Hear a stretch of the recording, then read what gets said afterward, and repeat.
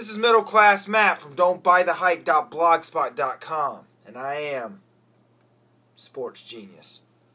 What I love about picks, and this is my picks video for the week in the NFL, doing every single week, is that picks is not about, like a lot of sports right now is sports entertainment.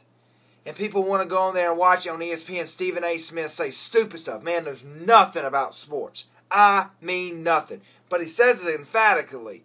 And he says it with, enthusiasm. And he's entertaining. And he makes these bold statements. This is not what it's about. Picks is about, are you stupid or are you smart? That's all it is. That's all there is to it. I had somebody one time criticize me because I wring my hands and my body language wasn't good, trying to give me like communication tips, public speaking tips. And I'm like, who cares? I can be slouched over and looking like this, and I'll still outpick you. I know more about sports than the average person. I pick against two of the best experts, though. Not slouches like Stephen A. Smith.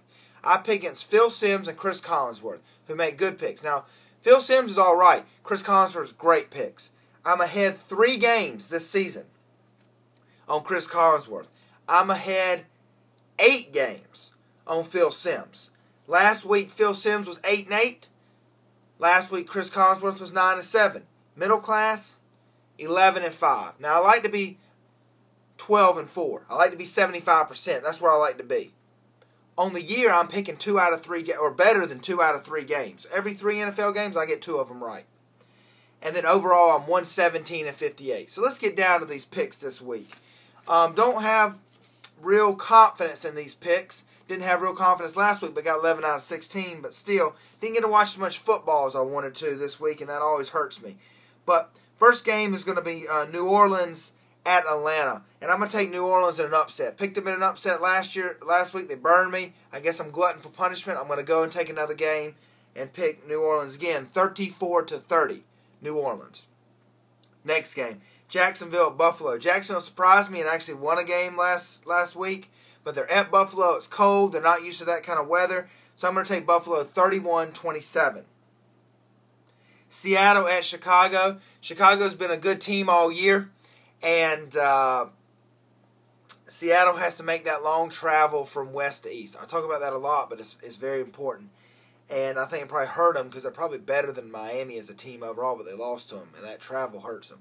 They've traveled the second most of any NFL team this year. So I'm going to take Chicago winning that game. Good defense. I think they have a little bit better offense than Seattle. And so I'll take them 24-16, Chicago winning that game in a decently low-scoring affair. San Fran and St. Louis. Now, St. Louis maybe could beat them. They're at home. They're having to do the west to east coast travel. That's tough.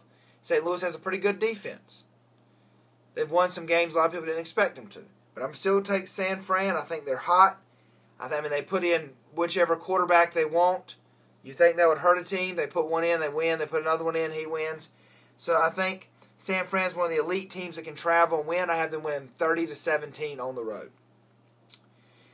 New England at Miami. Now, the at Miami makes it a little bit difficult game, but New England is hot. They're putting up big numbers. I'm going to take New England 35-20.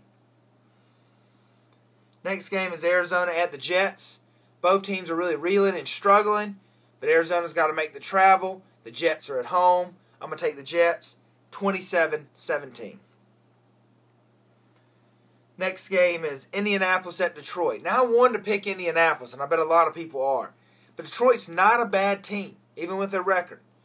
And I really think that they can beat the Indianapolis Colts. Now, Andrew Luck is a superstar rookie. Incredible. I've been saying since he's drafted, he's the next big thing. That's not a real reach. But I mean, I saw this guy and I said, it's a guarantee. There's no like this guy's going to be great. Great mind. But good defense, or they have the ability to play good defense in Detroit with their front four. I think they're going to get after the rookie quarterback. They're at home. They almost beat Houston. And they're probably like looking to, kind of rebound from that loss as long as they don't have a hangover. So I'm going to take Detroit in this game 31-24. Okay, Green Bay at Minnesota. I'm going to take Green Bay in this game. Just hard to pick against Aaron Rodgers, especially when he's at home. And I'm going to take them 34-24. 23. They'll ring up a pretty high score on a good defense, or pretty good defense. Houston at Tennessee. I'm going to take Houston winning that on the road. They're an elite team, 38-20. Carolina at Kansas City. These are the hardest games. When you have the big names and the elite teams in there, those are much easier games. I'm a Carolina Panther fan, so I watch them. But the Carolina Panthers are traveling. They've struggled all season, but they're playing against another team that struggled all season. I'm going to say there's very little offense. 17-13 Panthers. I think the Panthers win. I think they have a better quarterback, and I think they have just as good of a defense, if not better. Tampa Bay at Denver. Tampa Bay is a real good team. They've proven that, but Denver's tough. They're one of the elite teams because of Peyton Manning. What he's done at Denver has been amazing. And so I'm going to take Denver in a high-scoring affair, 34-27. They're at home, so that gives them an advantage. Then Cleveland at Oakland. This one, tough, both losing teams. These are like the toughest games to pick, these losing teams like this at the end of the season. But Oakland's at home, and I think their offense has looked good enough to score points enough to win. And I'm going to take them in a close game, 27-23, Oakland over Cleveland. But if Cleveland wins that game, wouldn't be shocked. Cincinnati at San Diego, another tough game to pick. Really could be either team. If San Diego wins, I would not be surprised at all. I'm not going to sit here and be like, oh, how did I miss that one? Flip a coin, you probably have a good chance to get this one right. But I'm going to take Cincinnati. They've been the better team of late. They've seen that they getting together. Their defense has become, it's not great, but it's pretty good. And I'm going to take them 23-20. Baltimore at Pittsburgh. It seems like Big Ben won't be playing. Easy game to pick. 24-16 Baltimore.